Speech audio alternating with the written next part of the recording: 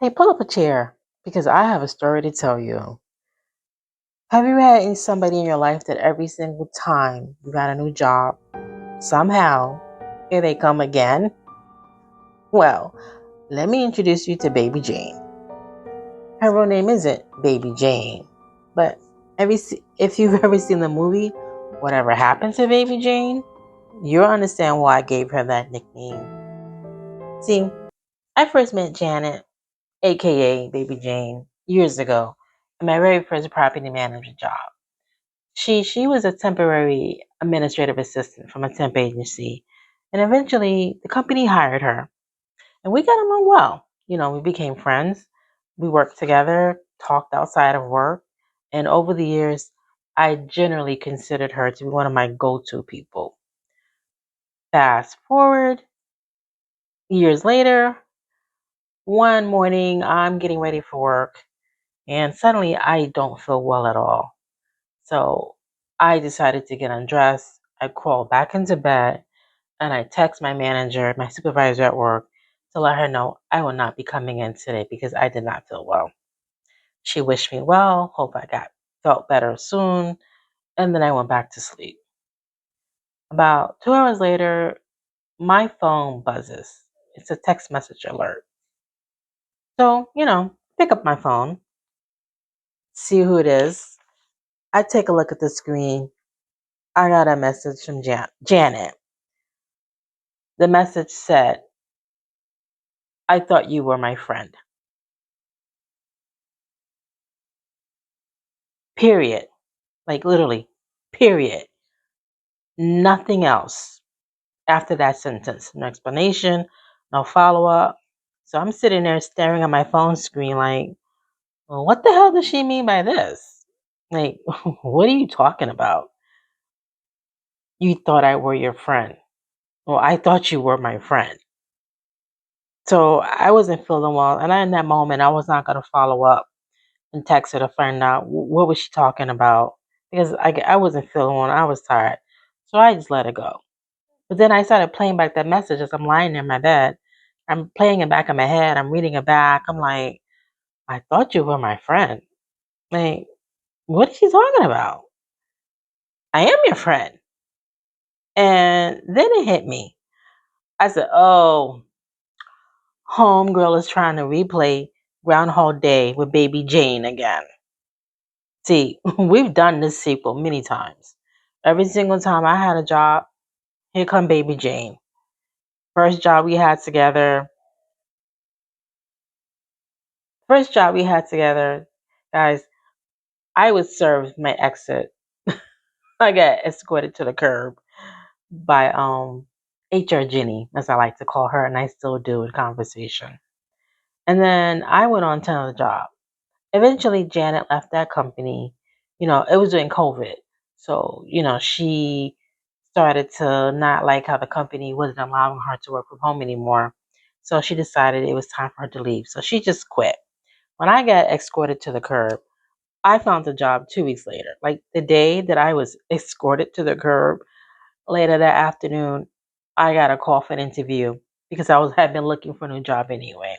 So long story short, like I said, I went on to a new job 2 weeks later because I'm sorry, that's how good your girl is.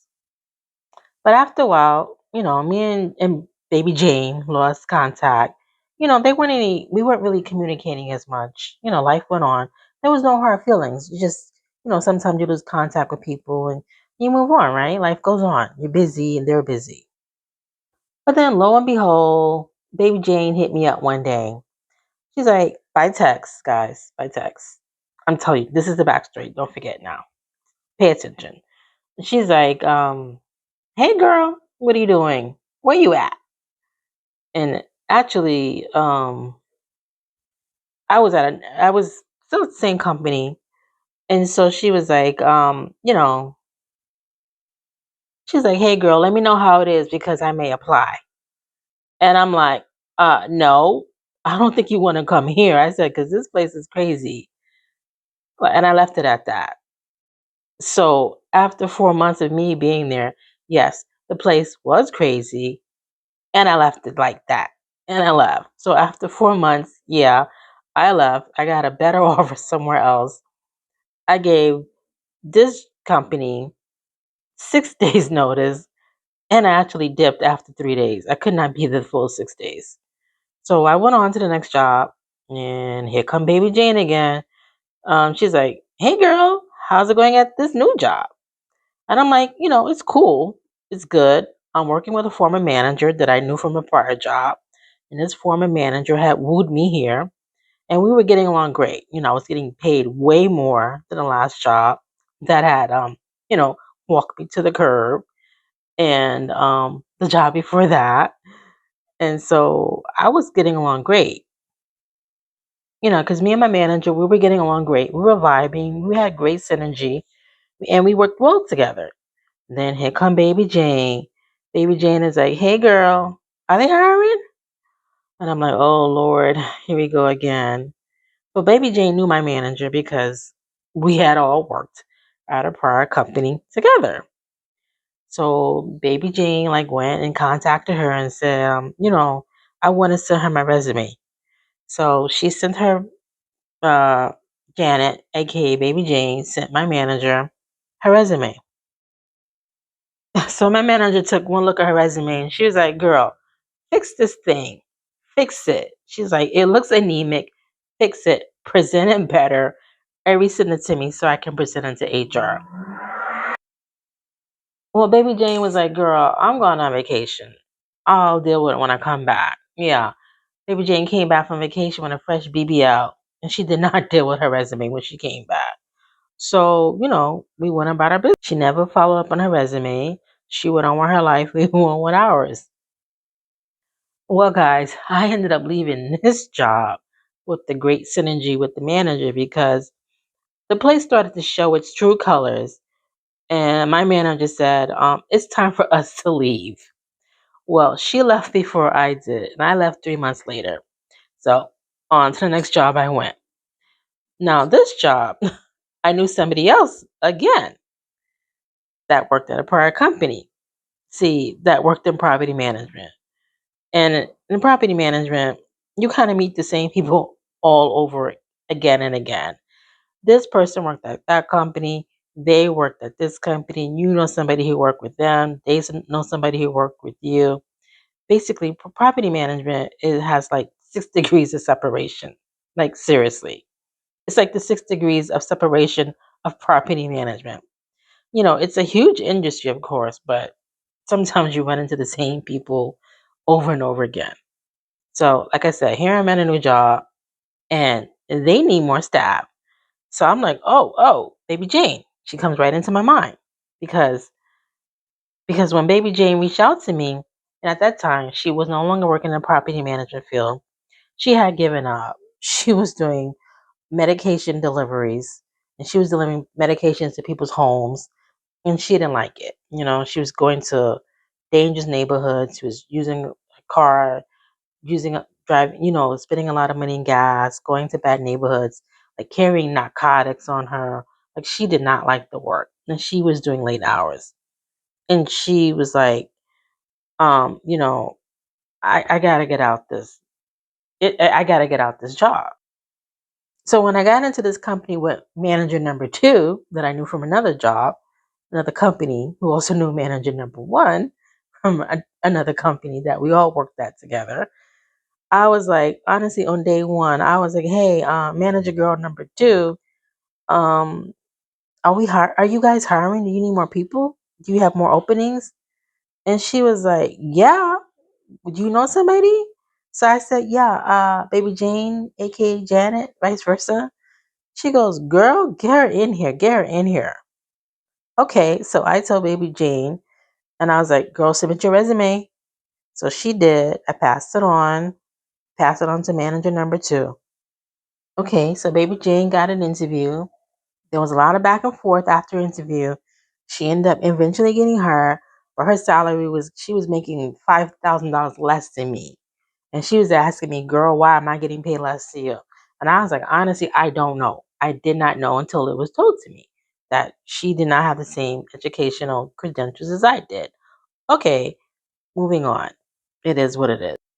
Fast forward in this particular company, Me and Baby Jane both end up losing our jobs because their entire department got laid off. So, okay, we both exit stage left. So, once again, I go on to a new position. Baby Jane went on to somewhere else for a few months, and then she left that position. Then she landed somewhere else. Well, I'm at a new place. Best salary I've ever had. I'm loving it. I like where I'm working. I like what I'm doing. I'm loving the people. Well, let me say not loving. I'm liking the people. Here come Baby Jane. Girl, are they hiring? I'm like, I just got in the door.